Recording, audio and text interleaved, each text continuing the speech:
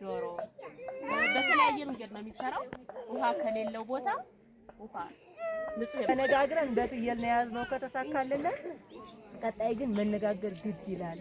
ለልጆቻችሁም ለራሳችሁ እናንተ ስትኖሩ ነው እነዚህ ልጆች የሚኖሩት። ተተኪ ትውልድ ናችሁ። ትውልዱ እየተበላሸ እየመጣ ስለሆነ ነገኛ ኃላፊ ነን።